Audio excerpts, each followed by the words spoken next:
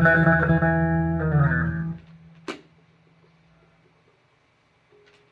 friends, so I just want to do a quick video here about talking about just a little of my new Harley Benton Rickenbacker copy bass. Now usually I play a jazz bass. I mean, as you know, I'm more of a guitar player, but I haven't done much bass content yet. I have some ideas for some that'll be coming out, but I just got this new bass a few days ago and I'm very happy with it. So real quick, it's from Harley Benton, which is in Germany, as bass Thomann. It's like Thomann's house brand in Germany. I paid, including shipping, this was B stock. It was fine coming out of the box. I paid $280 for it, and it came. I ordered it on, I think, Friday, and it came on a Wednesday. The following Wednesday, coming from Germany. I live in California, so I was very happy with that. It was packed very well. Anyways, so it's a neat little bass. I mean, you know, the body, just looking at the body, it's pretty much, you know, it's pretty Ricky. It's got the actual, like, Artec MIDI humbucker and Artec single coil here. The headstock is, you know, it's fine. It looks cool, obviously. I'm not a big fan of those type of tuners, but, you know, that's where the lawsuits are.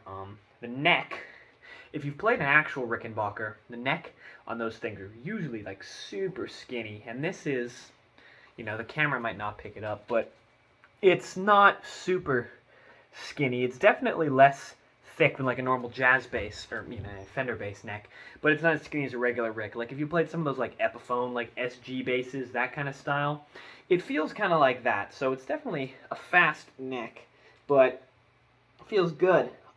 It's a little weird for me because it's got this bridge pickup cover, and so usually when I play, and I'll talk about this when I do a video, but as a guitar player, I do like to play with a pick, even though I can play with my fingers. I like to kind of do that muted, you know, mute at the bridge, and it's like right where I would pick is where that thing is. So I'd probably take it off at some point, but for now I'm kind of resting my hand here and using that. So it's a real nice bass. I mean, there's bass players, actual bass players who've done full videos, better produced, etc. on this thing. But if you want I'm just doing the quick and dirty perspective on it, and it sounds good.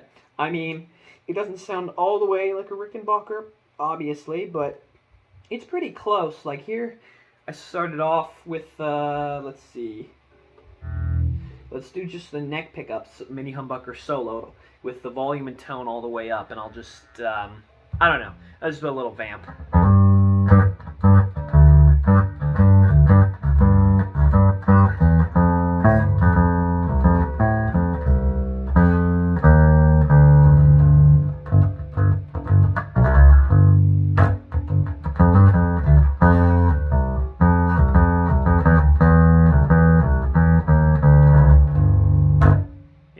And if you do that kind of like fast, you know, what's that, Ace of Spades.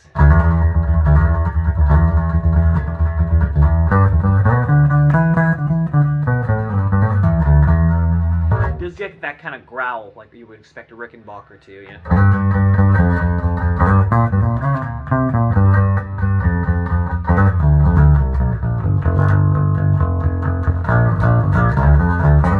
You know? You go to the bridge pickup. And it's, you know, I mean, comparing, let's hit like you know, E, 7th fret of the A string. That's the neck pickup, to the bridge pickup.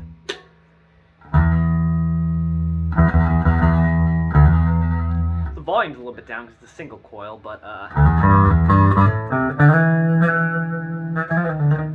that also gets, you know, that kind of, like, compare the low string, here's, again, the neck pickup. I'll do the roundabout, the Chris Squire thing. Slow. Sounds good. These strings are very new, too. I want to try with flats at some point, but for now it's just new round wounds. I think 45 through 100? 40 through 100? I'm not positive. And here's the bridge, so I'll do the same thing. Sorry.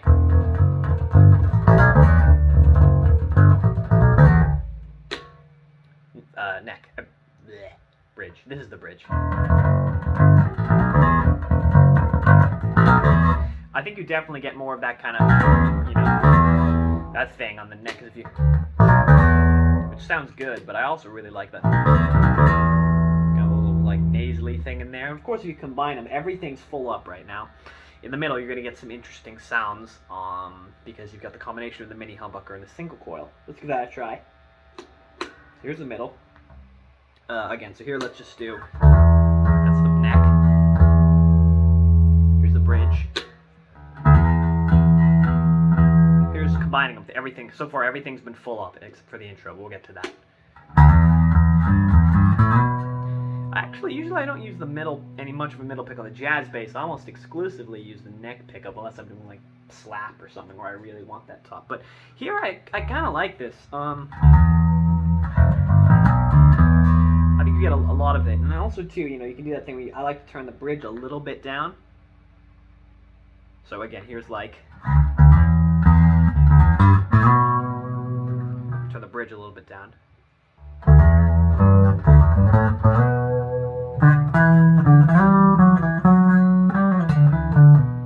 Playing it like a guitar, but you can hear it. And now let's do the opposite. Let's turn the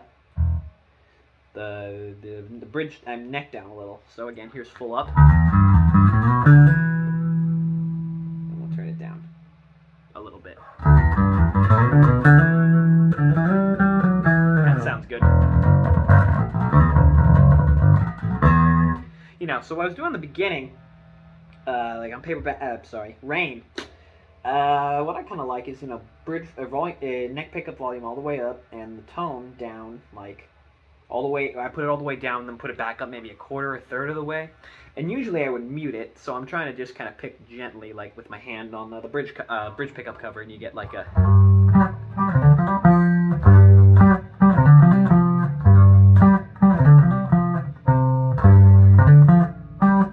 You know, I think it sounds good because it definitely has a lot of bite to it, but it sits pretty well in the mix when you turn that down. Excuse me. So, you know, I think it could sound good for if you're playing, you know, you hear it played a lot, like it's like a raucous kind of thing. So, you know, you're kind of.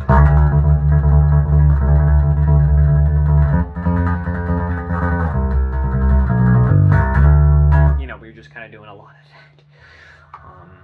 But I also think it sounds good too if you're playing it a little more traditionally. I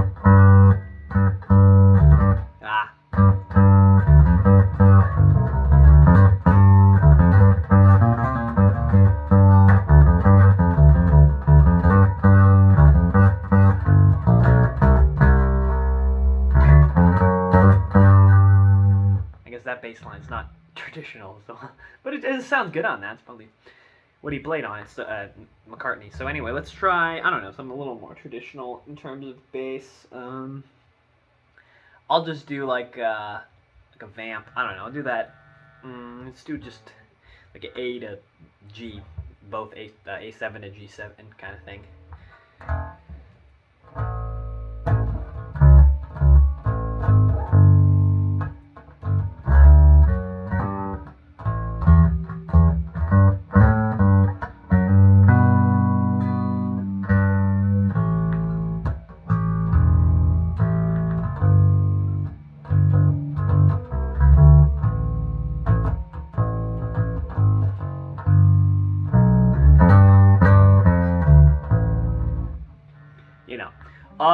Let's try a couple other things. There was one other. Let's try doing this. Doing like a 70s, early 70s kind of blues kind of thing, kind of like Howlin' Wolf London sessions of the Wang Dang Duo. It's my take on a Bill Wyman kind of thing, you know.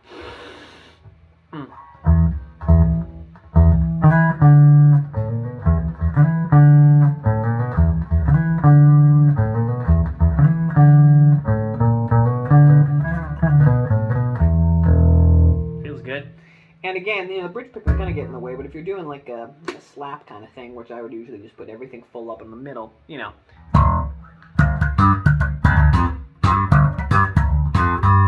Or like, what's that Fish song, Meat Stick?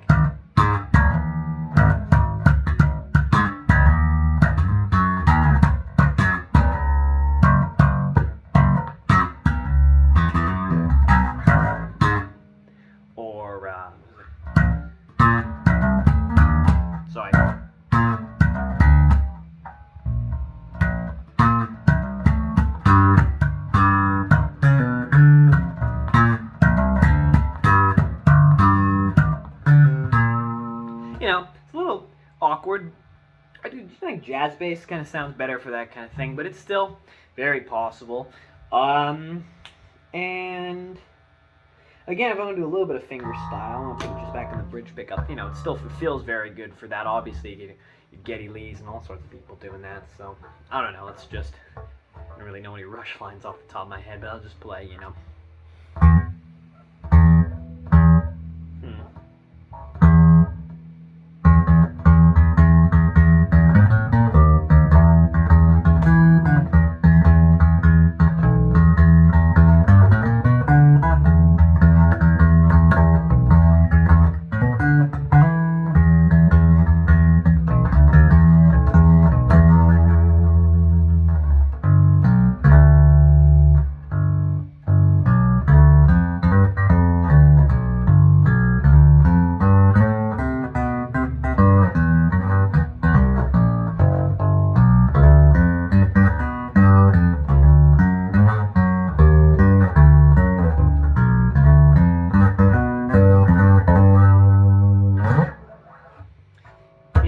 I think it sounds good. I mean, I'll be honestly, you know, this thing, it looks cool as hell. It's not super like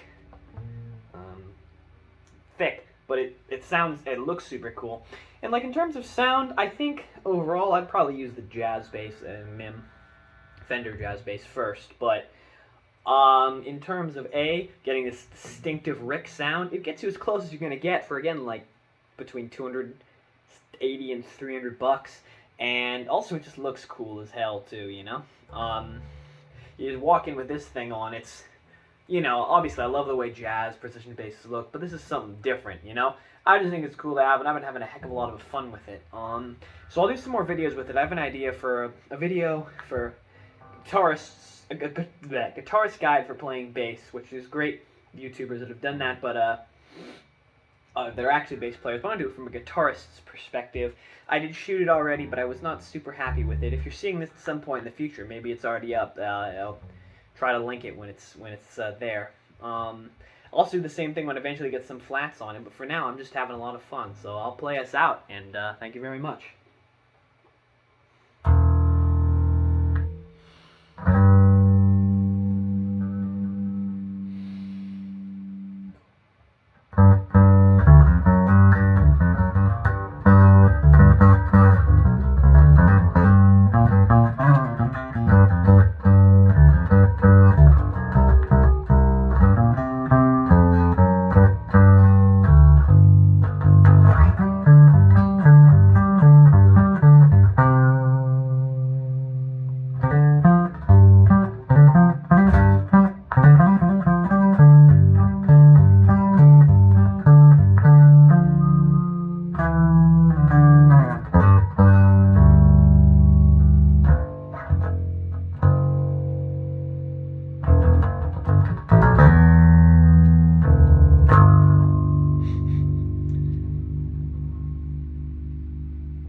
Thanks so much, friends.